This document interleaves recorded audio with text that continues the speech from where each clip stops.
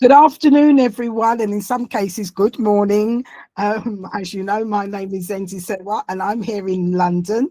And my guest today is Kristine Genovese, and she's in Tampa, Florida. Well, I'm in London.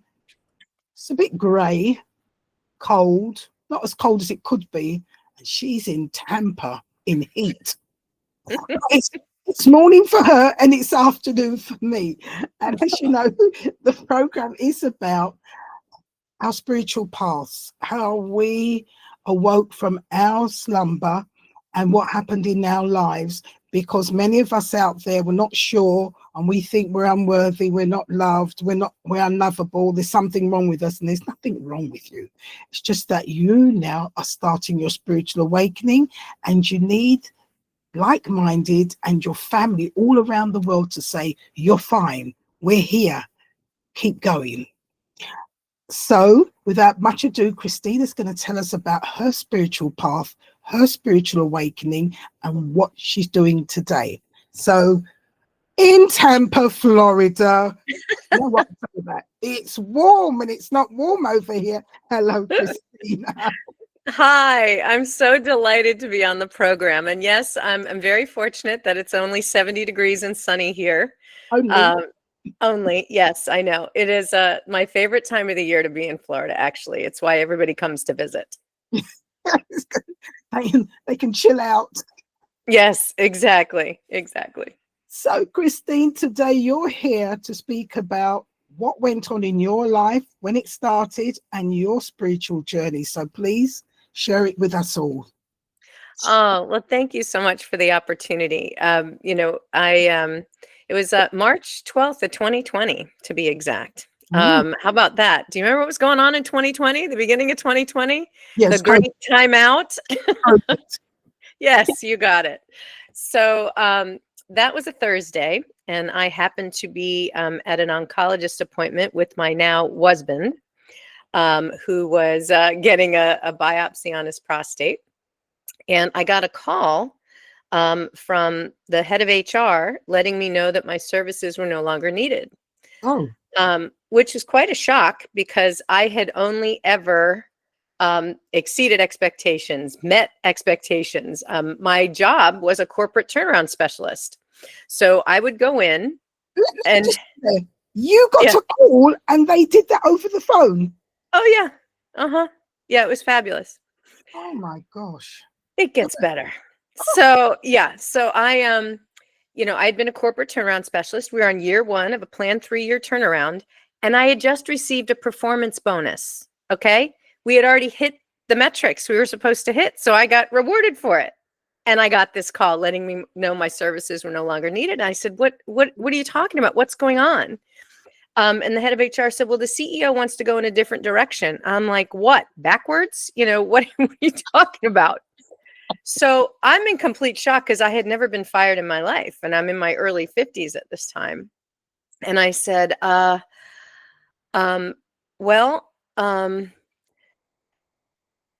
do I do? So I'm kind of like, stumbling around, and I texted my boss and I said, I just got fired. And he said, me too. And I was like, wait, what? So the COO and I both got fired on the same day at the same time. Reason is we had put the board deck together. We were supposed to have a board meeting on Monday. This is a Thursday. And we had showed that had we been able to hire the number of people we were requesting in the fall to convert the marketing that we had scheduled in the spring, we would have not only met the Q1 expectation, we would have exceeded it. So what the CEO did was told us we couldn't hire anyone, and held the line on expenses through the end of the year, summarily fired the 2 of us, walked into the board meeting, said we didn't hire enough people, and he went on a hiring spree. Oh, yeah. All right. Well, you said it in the He fired the 2 of you. Then he went into the board meeting and said we needed to do more. And then he hired more people. Yeah. So he wanted to take glory, did he? Okay. Well, look, I believe in karma, and it did come around. All right. He was investigated by the board. He was removed from office. He put a crony in, and they summarily ran the company into the ground. Oh, ouch. Yeah. Okay, but there's karma. So what happened to Kristine? We're on the spiritual awakening side. Let me flip the script. So, obviously I was, wrongfully terminated. So I was given a nice 9-month runway, roughly a nice exit package. And in that time, once I went through all the feels, the fear, the shock, I can't believe it, the panic of, oh my God, nobody's hiring. Everybody's trying to figure out this COVID thing. I had always worked from home and traveled. So it wasn't as much of a shift for me as it was, nobody's hiring. What am I going to do? Right. So I spent a lot of time in prayer and meditation. And I really believe that they go hand in hand. I think prayer is sending the signal out, asking for what you want. And meditation is listening for the answers to come back. Yeah. So I remember I had this one really powerful meditation. And actually, it's a woman from the UK. I really enjoy. Her name's Sophie Bashford.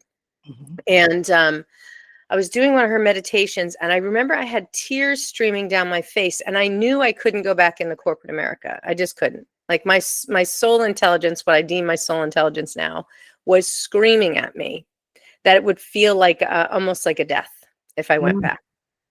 And so I knew I was being guided and led to do something else.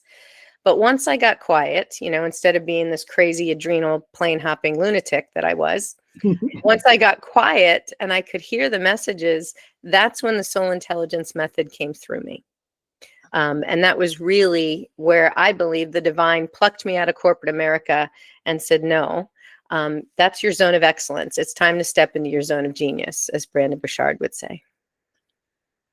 Lovely. So that's where it really started. How I got from, being this crazy corporate warrior to being a spiritual gangster, hence the last name Genovese.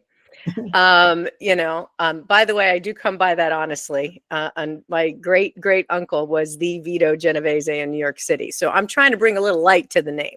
Oh, well done. Keep going. You're doing fine, girl. You're doing fine. So how that happened was, once I started to get the method downloaded to me, I started to think, okay, well, what am I going to do? So I put together a leadership program, a conscious leadership program. And I thought, I had this sense that I'm to bridge the work world and the spiritual world. And how do you do that? Mm-hmm. And so what I did is I developed a conscious leadership program, taking middle managers and helping them become senior leadership, and senior leaders and helping them get to executive leadership roles. Did executive coaching for CEOs and introduced my method slowly. So for example, in the group program, I'd have a group of managers in there. The first one we'd always talk about, I actually used a tool from the UK called the Game Changing Index. Love that tool. It actually shows you where your energy naturally wants to go. I still use that today.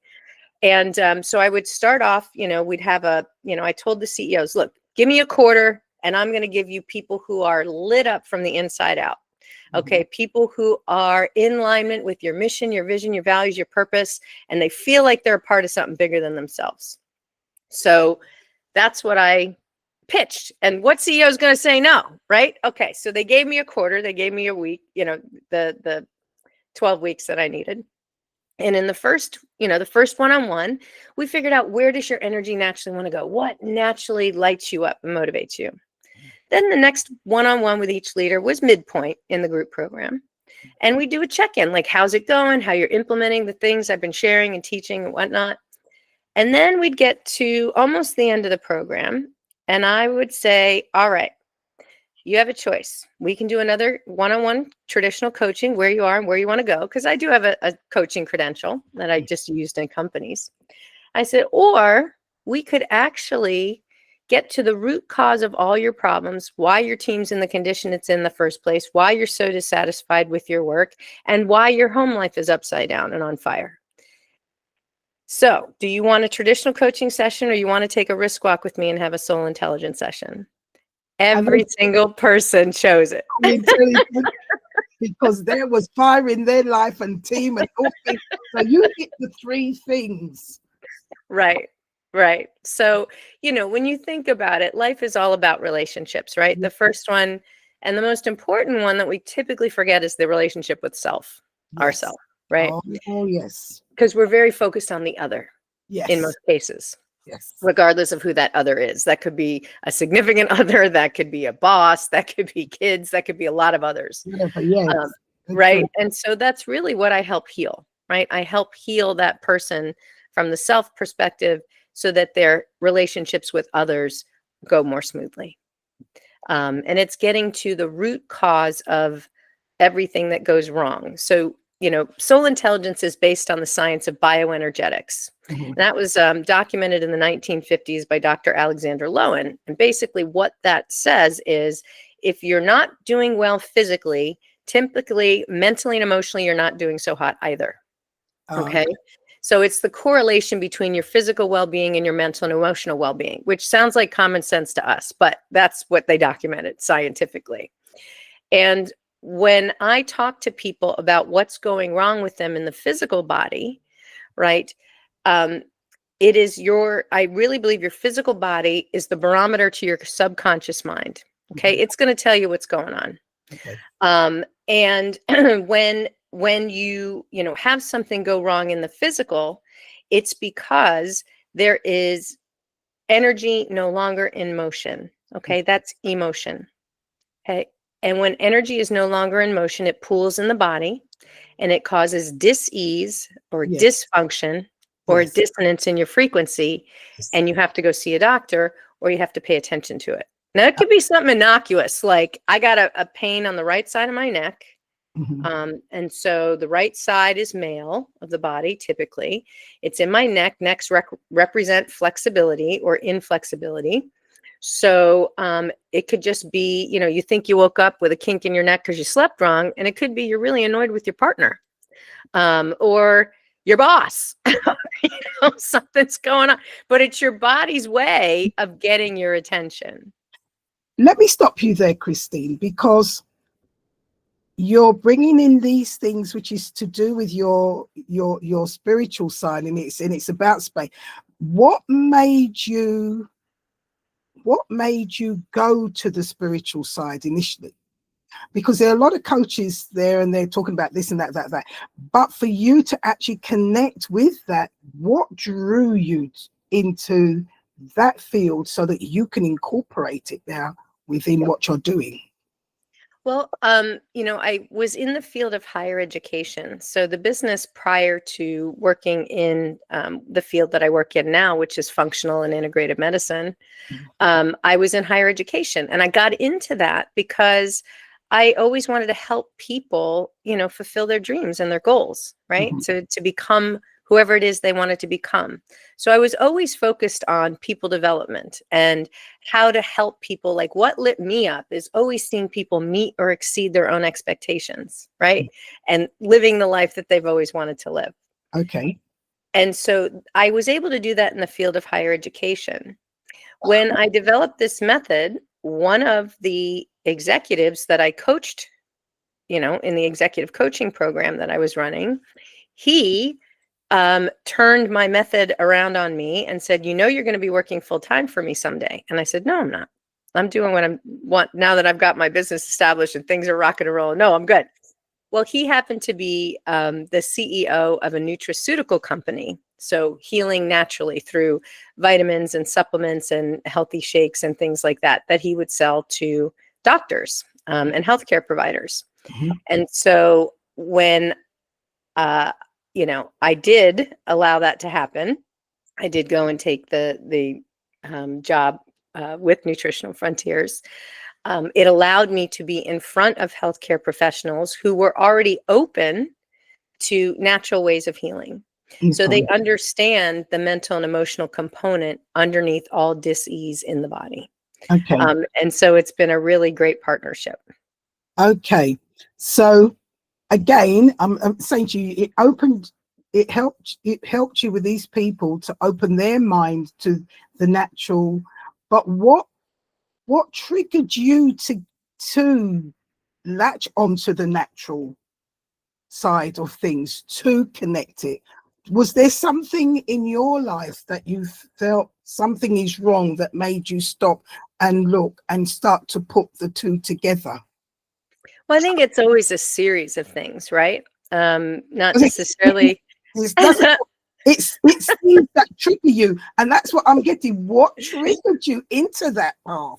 Yeah. Well, if I gave you sort of the crescendo moment of, coming out of corporate America and really stepping into doing this work. Yeah. What, precipitated that probably was I had my own health scare at one time. Yes. I had an abnormal pap smear and I had to get an in-office procedure. And then I was told, you have too many cancerous cells. We're going to have to do go and do a conical biopsy in the hospital. Mm-hmm. So between the time that I got that diagnosis and the time I had to go into the hospital, I had my own crisis of conscience and went, okay, what's going on? How did this happen? What do I need to do? And I called every doctor, every healer, anybody I could think of to try and help me figure out what had gone wrong. Okay. So what had gone wrong is, first of all, the uterus, okay, is the womb space, right, is where we birth babies and where we birth businesses. Mm-hmm. It is the seat of our womanhood. Mm-hmm.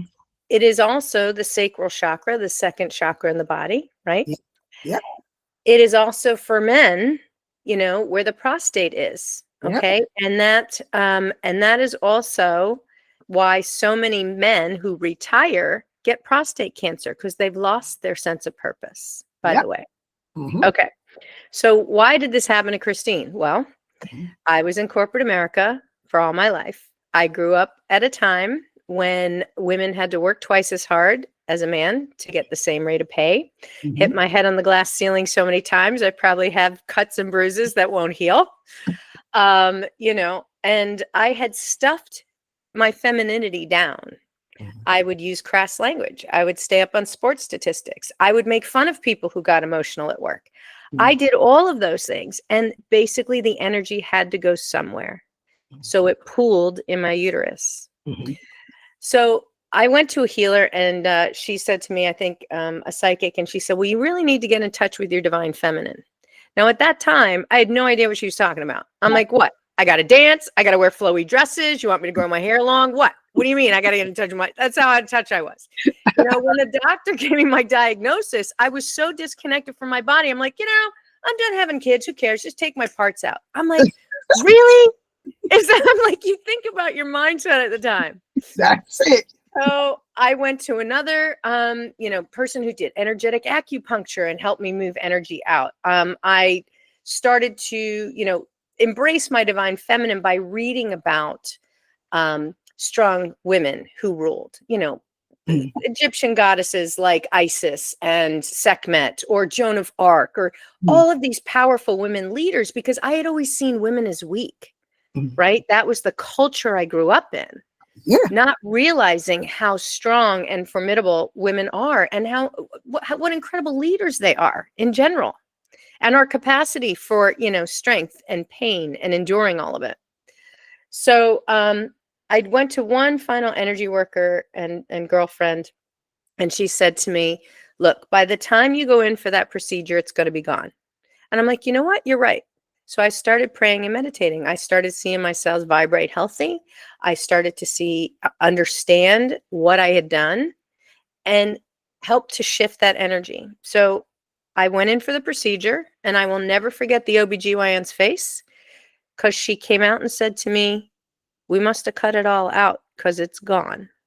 I'm like, yeah, we must have. Now, was it only what we did in the physical? Was it only what we did in the mental, emotional, energetic? It was all of it. Okay. I learned what I needed to learn, and I didn't have to have anything taken out. So let me stop you there. You went in to have the procedure done. When she went in, there was nothing there. Correct. All the bad cells were gone. So it wasn't about she cut it out because they hadn't got in there in the first place and cut anything. So when they went in and there was nothing to cut out. Correct. I have all my parts. Good girl. Go on.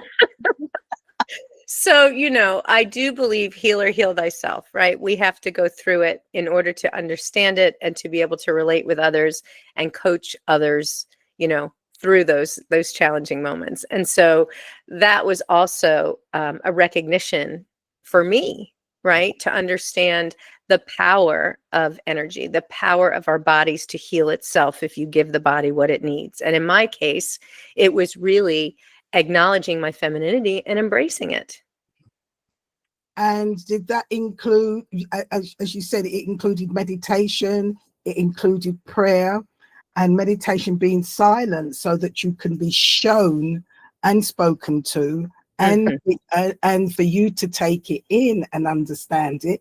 And how long was this journey from the start to, to when you had this procedure? When were you told, and when did they go to cut it out only to find out it weren't there? What was it was actually relatively quick. I think it was about an 8-week time period. Okay. Yeah. So it was 2 months of concentrated focus and effort, and making sure that, I did all the things that I needed to do. Okay. And you saw people and you listened and you did everything. And it was about the healing and the spiritual and awakening to things that you didn't understand before. And it's right. and it's funny that these things happen, and the way you said it is when you're hit with something and you're not a believer, you don't know anything about, like, your femininity, and you said, do I wear dresses? What do I do? Right. And you hear things, well, what do I do? And you're so frightened that you're willing to do anything and go anywhere where if somebody has spoken to you about your femininity or about meditation or prayer prior to this, would you have listened? Probably not. Would you be interested? Probably not. Too busy doing your teaching or whatever, and you had that role there. But when you had something that threatened your life and you thought, no, I'm not ready for this, we get scared. And it's only then we're ready to hear and go anywhere and everywhere to save ourselves. Mm-hmm. And then we get hit with it. So please continue. Yeah. So, that was probably the biggest realization. I also, my mom is my best friend. I actually dedicated my first book to my mom. And we were on a mother-daughter trip, and we went to the oldest city in Florida. And this is going back even further. This is going back into my early 40s. And, we went on a historic trip to St. Augustine, which is a really old city in Florida. It's the oldest city. And there's a lot of historic homes and gardens and things, which is one of the things we used to like to do, to walk around and see those things. And we walked into a jail, probably not our smartest move, from about, the 1800s or 1700s or something like that, which to you in England probably doesn't seem old, but to us, it's pretty freaking old. Okay. So we walked in, and the second we walked in there, I was like, ooh, I don't feel good. I feel something. I feel like a pressure on my head. My mom turns to me. She goes, I'm getting a headache. I think we got to get out of here. And I said, okay. So we went outside. We sat down on a bench, and I said, Mom, just hold my hand for a minute. And she said, what? And I said, well, I just want you to pray. And we're just going to pray that the energy lifts off us, whatever we're feeling. Okay. I said, just give me a minute. And so I knew at that time that I could shift energy. Okay. And I had used this, in corporate, right, to figure out, because, where two or more are gathered, there's always an underlying energetic pattern, right? And so I was using a book of charts and a pendulum, not the one that I've developed today, but, something that was a little bit more antiquated and more religious. Antiquated. Yeah. That I knew I could shift energy. So I had sort of an idea of a methodology in my mind. And so I sat there and lifted the presence off our head and got it to dissipate. And I said to my mom, I go, how do you feel now? She goes, I feel fine. I said, great, we should probably talk. Because I had never told her that I had this ability to move energy or shift lower force energies up and out. And so she you know, she had also grown up in like traditional medicine. She ran a hospital laboratory, you know. And so she admitted to me that when she was a very little girl, she used to see when somebody's aura, their auric field, she would see Oh, halos around people, would get gray. She knew they were going to pass, and it scared her as a little girl. So she prayed that God wouldn't show that to her anymore. You know, we were raised pretty strict, you know, Catholic. And so any of that kind of really frightened her. And I yeah. really think that's what drew her into traditional medicine, right? She went complete science. Let me run away from spirituality and let me go into the science, you know? Which is really interesting because that's how I teach people what I do today is through science, because science takes religion out of it, right? I talk about quantum physics and neuroplasticity and bioenergetics. Let me ask you, because you said, again, I'm digging. Mm-hmm.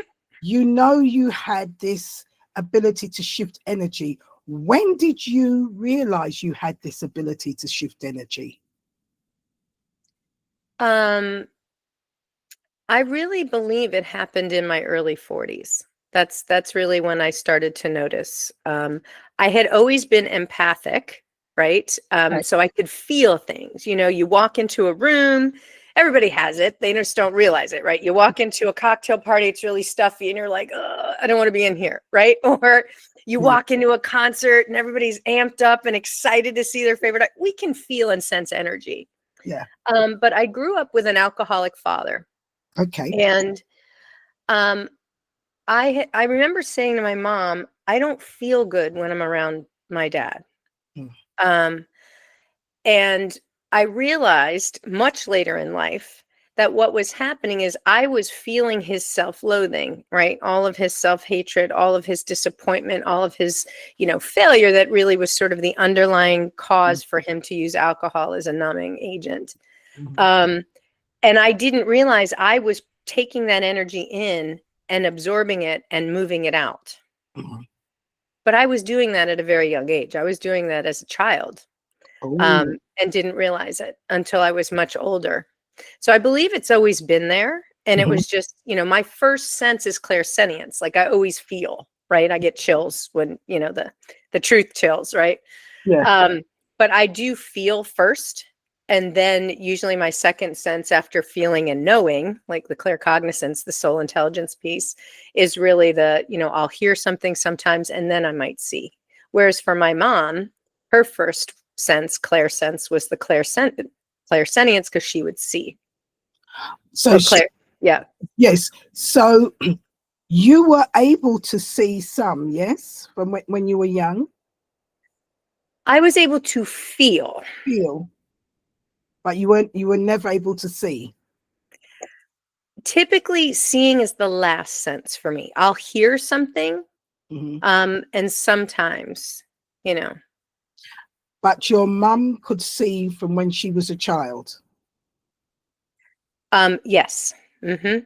So Yeah. you can see that your mum had this ability, and now you've come in with some of that ability.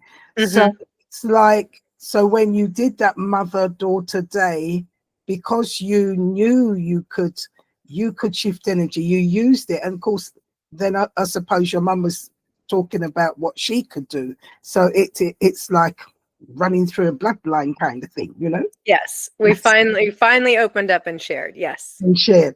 And this is why when you were talking, you were talking from here, but I wanted to bring you back here from where it all started, and because like you, so many of us feel things or do things, and then we do that, but it starts much earlier, and we are aware, because you were aware that you could feel, and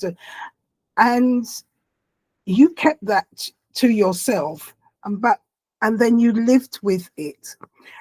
You're keeping it to yourself. Was your partner, your children, anybody around you aware that you could do these things? No, not until I started to use that book of charts and a pendulum in my 40s. But I Yeah. would only do it, you know, when I was alone, or for friends. Like I wasn't doing it in public. You know, I would use it on corporate turnarounds in the hotel room. I was not walking into the boardroom with a book of charts and a pendulum. You know, they would look at me like I was a nut. Yeah, but because you knew you had this, that you were using it quietly to achieve what you want. And this I wanted to get out, because there's so many people out there like yourself who have these kind of gifts. Did you feel at any time that you were weird, or you were different, or were you made to feel different in any way from a young age because you had this, or did you just keep it quiet because you didn't know what to say, or what? Most of it was, you know, just, I think, growing up the way I did, right? I hid everything. I didn't want people to know I had an alcoholic parent. I didn't want people to know what was going on. I never had people over. So I think I just kind of hid it and suppressed it, you know. I knew, you know, being in corporate turnarounds, I could always figure out what was the underlying root cause why the company wasn't succeeding, and figure out what people, process, or technology needed to shift to move the business, or what was this underlying, you know, theme or emotion or self-limiting belief that they all held that was holding the company in place, right? I could get to the root cause of what it was. And so as I got older, I started to embrace my gift. And not really sharing it publicly. You know, you were able to talk about things like intuition, you know, but most people wanted you to make decisions based on data, right? And logic, which is really fascinating. You know, when you think about how much time we spend up in this brain, you know, it's only 5% of the conscious mind's 5%, 95 subconscious, right? And we spend all that time calculating, strategizing, figuring, you know, up in here. And it's only got a 2-foot wide energy field. Our heart has a 6-foot wide energy field around it. It's a colloidal field. It's actually this incredible, powerful source. Yes. Not just a pump in the chest, right? Yeah. No. I'm thanking you for that, because I can see that you're aware of it, kept it quiet, understood kind of what you could do with it. And as you progressed in your career, you used it to help your career. And then when you were kicked out, so, you know, it's like a telephone call, you're fired. I'm off, please. And when you were kicked out, it was like the universe said, it's time to do something different, but bring those gifts to the forefront. You were using all the time quietly, but now what you've done, you've developed your career now, embracing those gifts and looking at it even deeper, and seeing how you can even do more to incorporate in that life. So, Kristine, tell us today, now you've got all the banners there, and you've gone from corporate, you're doing your own business, and you're incorporating this lovely spiritual energy, this lovely spiritual gift you have to create this lovely situation now in your life. How are you doing that? Because there's healing, there's coaching, because now you're doing healing. Come on, you had the power, you could shift the energy. Now you're doing healing. What brought that about for you now to become a healer? Well, you know, when you're able to get to the root cause of, you know, everybody's underlying pain, okay, whether it's physical, mental, or emotional, you're able to heal people, right? You're able to help them shift. Yeah. And my method does that in a very painless way. You know, therapy, you've got to go and relive a situation and get that emotion, right, up and out of the body. Coaching is one of the reasons why I was always drawn to coaching, is looking at where somebody is today and where they want to go. So very forward thinking, as opposed to always looking back, how did I get here? And so my method allows me to shift the how you got there without reliving the pain, right? So I can look to see what's going on. It could be anything that somebody's struggling with, to, you know, if they're suffering with depression. Like I work a lot in the healthcare field now. So when I was first getting started, you know, and trying to figure out how do I really step out of the spiritual closet, right? Your point. Exactly. Because, you know, I mentioned this earlier, but Brandon Bouchard, right, wrote this great book about average sucks. And in it, he talks about, your zone of excellence. People love you in that zone, right? People saw me as this great, incredible corporate turnaround specialist and, really great. You get paid well for it. You identify with it. I'm this badass businesswoman. And then one day all that stops and you're having to redefine who you are. Right. And how do I introduce it? So one of the ways, besides doing the leadership coaching that I introduced it to my own doctor, who is a triple board certified MD, Dr. Lisa Coach, who wound up writing the foreword to my book, Healing Through Soul Intelligence, by the way. But I called her up and I said, hey, I know you are ridiculously busy. I said, but I'm going to clear my afternoon. She didn't know I got fired at the time. So I'm making it sound good, right? So I'm using psychology. She doesn't need to know. So I cleared my afternoon and I said, let me come down. I know you know me as this crazy, adrenal junkie, plane hopping lunatic flying all over the country. But I have this underlying gift. I can shift energy and I want to show you. And she's like, all right. So I went down. And what she works in a practice where she's got several doctors that work for her. And so one of the other doctors happened to be a chiropractor. And she said to me, I just had 3 clients cancel. Nobody ever cancels. I went, oh, divine intervention. So I started the session with her first. Well, she was blown away. She was like, how does she know this? How do you have all this information? How did you know what was going on in my personal life? And she's like crying. She kicked her water all over the floor. Emotions are spilling everywhere. Literally, that's what that means. And right at that moment, my doctor knocks on the door and she opens the door and she was asking, how's it going? And she saw her colleague as a mess. She goes, oh my gosh, I'm next. And it was game on. No, so oh my gosh, I don't want that. Oh my gosh, I want some of that. Well, obviously she knew she was having a powerful experience, right? And it was really cathartic for her. So I do say it's painless, but sometimes people release. And when we cry, I really call it holy water. I believe that's our soul releasing what needs to shift. And that's why you feel so good after. Yeah. So that's how I introduced it into the field of functional medicine. In addition to coaching the CEO of a nutraceutical company and using my coaching method with him as well, which I still use today. So now I'm able to heal people physically, mentally, emotionally, spiritually, energetically, in all ways. And it's the greatest gift. There you are. So from knowing that you can shift energy to then not only just shifting energy, you were able to be clairvoyant and the rest coming in and using all those gifts now to do your coaching, and which is what it is supposed to be.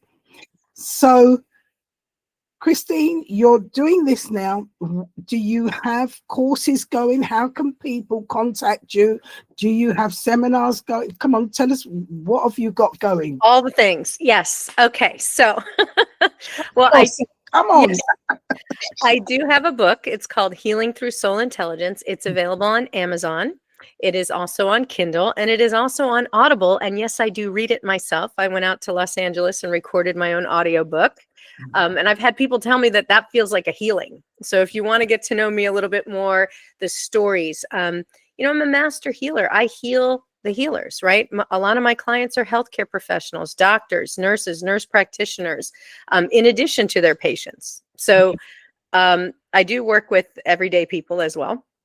I have a website. It's called Soul, as in SOUL. Okay. soulintelligencemethod.com. There you can find pretty much everything about Kristine. Again, soulintelligencemethod.com.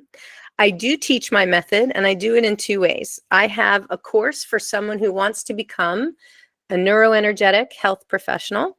And that's what I call people who use the soul intelligence method to help people shift this energy up and out. And I also have what I'm calling SQ for you, because you got IQ, we all know what that is, EQ, emotional intelligence, and SQ, which is soul intelligence. So I do a mini workshop if you just want to learn how to shift energy and kind of put your toe in the water to learn how to do it for yourself. My full course is about 30 charts and a lot of different reference materials to be a neuroenergetic health practitioner, where you get certified to do that. Because I want to see those people in wellness centers across the country, everywhere. But if you want to just do a personal use kind of thing, it's called SQ for You. My first workshop is in December, and I am going to do another one in the first quarter. So I will make sure those dates are updated on my website. But if you're interested in taking my full course, that is an evergreen course. It's available on my website. You can sign up for that. And I will, I coach in that course once a week live for anybody who needs questions answered, mentoring, coaching, in addition to it being, totally everything you need online to get it. Yeah. Besides that, I do sessions. I typically have a package of at least 3 because, although people get relief after one session, I've had like a doctor who couldn't walk on her foot call me. She's like, okay, I haven't been able to walk on my foot for 3 months. I'm like, you're a doctor. What are you talking about? She said, why do you think I'm calling you? I go, okay. So I do a session for her, and a session's about an hour-ish, like somewhere in that neighborhood. And I do a session for her. The very next day, well, during the session, sorry, I asked her, I said, well, what is with all these men not supporting you? What's going on? And she said to me, she goes, oh my God, I had contractors in my house. They didn't do what they were supposed to do. I'm in a big lawsuit. Nothing's moving. I can't even get my attorney to call me back. I go, therein lies your problem. It's your right foot. You can't take a step forward. It's all these men. So I clear it out. I do all the things. The very next morning, she texts me, oh my God, I had been crawling to the bathroom. She goes, I can walk. I can put my weight on my foot. I go, great. Now I want you to take that foot and put it up your attorney's backside. That better be the next call you make today. And she's like, it is. That's what I'm doing as soon as I hang out with you. So, anyway, it can happen that fast. But typically, depending on what we're working on, I ask people to do, at least 3 sessions so that they really get to release quite a bit and shift things. But, you go to a chiropractor for a biomechanical adjustment, you come to me for a bioenergetic adjustment. Yeah. No, you're absolutely correct. You need the spiritual healer and doctor to shift the spiritual energy, because it's the spiritual energy that has an effect on the physical energy. Absolutely. Because it manifests on the physical plate, but it starts on the spiritual side. That's everything. It is everything. So we have to waken up to that fact. Now, Kristine, you've also written a book. I have. Come on, my book is called Healing Through Soul Intelligence. It really looks like this. This is really me. Lovely. And like I said, it's available on Kindle, on Audible, on Amazon, Barnes & Noble. It's available pretty much anywhere you can go online and grab it. It's also available on my website. Lovely. So, Kristine, before we say thank you so much, and I know it's an enlightenment, because a lot of us go through things, and it does start in the past, and we sometimes blanket and we think, oh, it's just one of those things, or we think it's woo-woo, or we're afraid to speak out. But then you realize it's a gift. It's something that all of us have.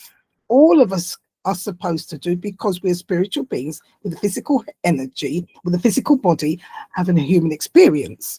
And we are an extension of the Creator. And let's tell you, the Creator created everything. Hello. But we waken up to that fact, and we're in that time now.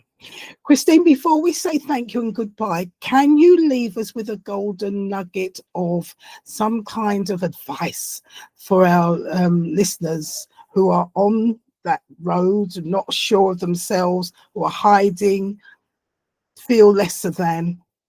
Leave us with a golden nugget to encourage them to stand up, that they're fine. Absolutely. Probably my best piece of advice is remembering that self-care isn't selfish, okay? It's sacred. And when you choose to heal yourself, okay, and do the work, it's not just you that you're healing. You have an impact on others around you. And you also have impact on others who may not even know you. And the reason why I say that is if you've ever studied the butterfly effect, which is a theory in quantum physics, but it basically says if a butterfly changes its course dramatically on one side of the world, it could cause a tsunami on the other. And that is because we are all connected. Yeah. And so when you choose to heal, you are actually helping to raise the consciousness of the planet. It's a big deal. Yeah. It's not just the people you know or the people you interact with. Yes, they benefit. When you shift, they shift. You know, I worked with a doctor and she was like, we just worked on me. My husband's never treated me that way. He was so kind and loving. And we had the best discussion. I go, I know, because we shifted your energy. He's reacting differently to you now. Yeah. Right? So when you do shift you, it does have an impact on those you care about and those you interact with, but it can also have a dramatic effect on healing the planet and helping everybody start to move up and ascend and awaken. Thank you so much, especially what you just said. When we heal ourselves, when we change for the better, working with the light, through the light, for the light, and by the light, and we become as we should be, it has a ripple effect. And a lot of people say, oh, the way the world's going, and they don't like it. But we need to remember, we are the world. So if we want change, we need to change. So with that word, to everybody who's been listening in, thank you so much, wherever you are. And to Kristine, thank you so much for joining us today. And for all of you, if you want to go, contact Kristine, she's giving you there. It's a soulintelligencemethod.com. That's her website. I'll put it up on the writing. You'll see it when it goes out. And please do contact her. She's got different courses going on to shift that energy. You don't have to be somebody's actually doing it. You can just contact her and learn how to do it just for yourself. And when you do it, remember, it has effect all over, and you can help others in the family. Just do it that way. So thank you, everybody, for listening in. Bye for now. Thank you, Kristine, in sunny Florida. Thank you so much. It was so much fun. Bye for now. Bye, everyone.